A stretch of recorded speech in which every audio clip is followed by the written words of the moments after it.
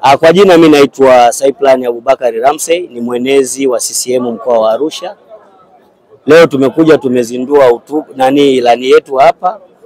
Ilani hii inaashiria ukongwe wa Chama cha Mapinduzi, inaashiria namna gani chama hiki endelea kufuata miiko yake, kanuni zake, lakini na katiba ya Chama cha Mapinduzi. Kwa maana ilani imezinduliwa na wajumbe wa mkutano mkuu wamemkabidhi Daktari Samia Suluhu Hassan ambaye ndio mgombea wetu. Lakini lingine katika hotuba ya mwenyekiti, na mnajua huu ndio mwaka wa uchaguzi, mwaka wa magenge mengi katika kila wilaya, kila jimbo kuna magenge. Mheshimiwa mwenyekiti wetu Daktari Samia Suluhu Hassan amesema hayuko aliyemtuma. Maana kama kuna mama anataka kuja katika jimbo, aje akiwa anajitosheleza kwa maana ya sifa.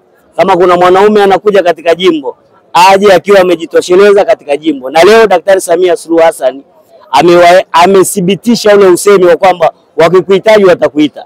Maana yake amesema kama kuna mtu tunamhitaji tutampa zile nafasi 10. Maana yake wanaokuja mwendo wetu ni ule ule, mwendo wa ngiri mkia juu. Tutaangalia sifa, tutaangalia namna anavyoweza kututumikia, tutaangalia utayari wake, namna anavyounganisha watu, namna anavyokiunganisha chama. Na mmesikia Daktari Samia Suluhu Hassan amesema congratulate.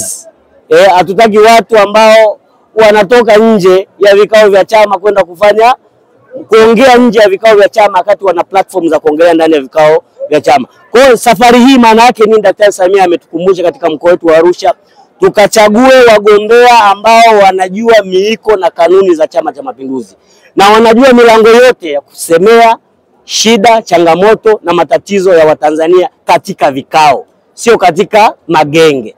Kwa hiyo sisi katika mkoa wa Arusha tunaendelea kuyahimiza magenge ambayo yatajitokeza yafate taratibu, miiko, kanuni na maadili ya Chama cha Mapinduzi ili tukapate mgombea safi. Na nataka niwaambie ndugu waandishi wa habari, chama hiki katika mkoa wowote, hususan katika mkoa wa Arusha, hatujawahi kuwa na upelevu wa wagombea.